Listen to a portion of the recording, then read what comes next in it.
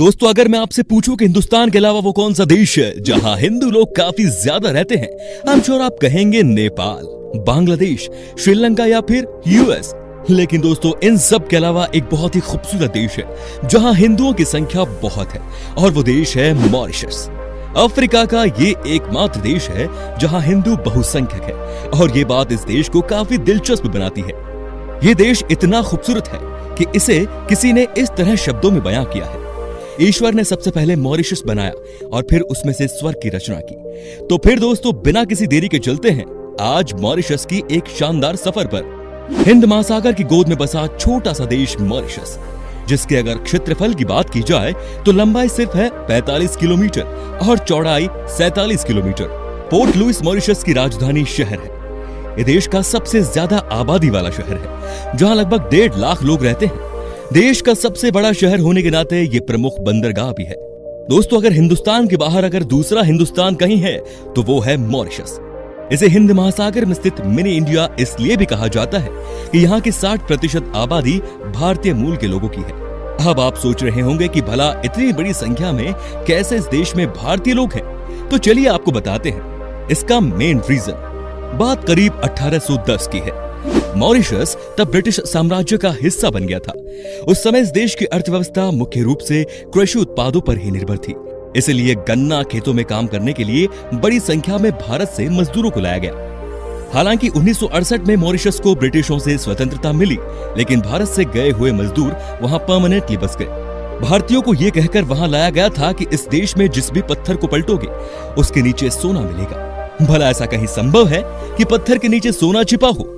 लेकिन इसे उनके कठिन परिश्रम का प्रतिफल ही कहेंगे कि जिस सपने को दिखाकर ठग कर उन्हें यहाँ लाया गया, उन्होंने उसी सपने को साकार कर दिखाया। सबसे पहले तो उन्होंने आजादी की जंग छेड़ मॉरिशस को अपने नाम किया, और फिर मॉरिशस को अपने खून पसीने की कमाई से विश्व मानचित्र पर स्थापित किया। बहुसंख्यक भारतीय होने के कारण कहीं ना कहीं इस देश में भारत की झलक देखने को मिलती है। अगर आप कहीं मॉरिशस घूमने जाएं तो आपको दिख जाएगा हमारे उत्तर प्रदेश की तरह दूर दूर तक फैले हुए गन्ने के खेत, महाराष्ट्र के खेतों की तरह काली मिट्टी के खेत, केरल के बरसाती गांव जैसे गांव के परिदृश्य, और बिहार के किसी गांव की तरह भोजपुरी बोलते लोग। मॉरिशस के किसी गांव में आपको भारतीय परिधान साड़ी पहनकर झूमर, सोहर, कजरी या रतवाई गाती हुई महिलाएं दिखेंगी तो आश्चर्यचकित मत होइएगा। यहाँ के हर घर के बाहर तुलसी के चौरे पर जलने वाला दिया एक आम बात है। दोस्तों, मॉरिशस एक ऐसा देश है जहाँ पर किसी भी तरह का खनिज पदार्थ पाया नहीं जाता, लेकिन फिर भी इस देश को पूरे अफ्रीकी महाद्वीप के सबसे विकसित और धनी देशों में से एक माना जाता है। यहाँ की अर्थव्यवस्था में औद्योगिक, वित्तीय और पर्यटन क्षेत्र शामिल है। यहाँ की प्रति व्यक्ति आय सालाना लगभग 17 लाख रुपए है, जो भारतीय लोगों की औसतन इनकम से करीब 3 गुना ज्यादा। दोस्तों, क्या आप जानते हैं कि मॉरिशस की करेंसी क्या है? नहीं पता तो हम बता देते हैं। दोस्तों, मॉरिशस की करेंसी है रुपी, जिसकी कीमत भारत के लगभग 2 भारतीय रुपए के बराबर है। अगर धर्म की बात की जाए तो मॉरिशस में 51% हिंदू, 31% ईसाई और 15% लोग इस्लाम धर्म का पालन करते हैं। भारत के अलावा इस देश में फ्रांसीसी, साउथ अफ्रीकन और चाइनीज लोग भी रहते हैं। दोस्तों, मॉरिशस में खाने पीने की हर चीज बहुत महंगी है, क्योंकि यहाँ घी, दूध, मक्खन, सब्जियां, अनाज, कपड़े आदि सब कुछ विदेशों से ही आयात किया जाता है।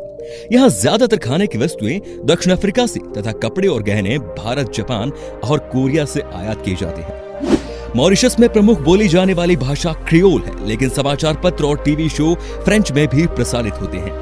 लेकिन अच्छी खबर यह है कि ज्यादातर मॉरिशस लोग अंग्रेजी बोलते हैं और समझते हैं। यहाँ की आधिकारिक भाषा अंग्रेजी ही है।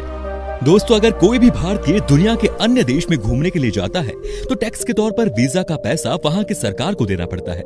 मगर मॉरिशस एक ऐसा देश है जिसके साथ भारत का अच्छा संबंध है, और इस वजह से यहाँ पर भारतीय बिना वीजा के घूम सकते हैं। मौका अच्छा है भाई, इतने खूबसूरत देश में घूमने का, और वीजा भी नहीं चाहिए। तो ये था मॉरिशस। कैसा लगा आपको बताइए हमें। वैसे आप कभी गए हैं मॉरिशस? हमें कमेंट में उसके बारे में आप बता सकते हैं। उम्मीद करता हूँ दोस्तों कि आपको हमारी ये वीडियो पसंद आई होगी। अच्छी लगी तो लाइक करिए, चैनल को सब्सक्राइब करिए और वीडियो को शेयर जरूर कीजिए। फिलहाल मिलता हूँ आपसे अगले वीडियो में। Till then, bye bye and take care.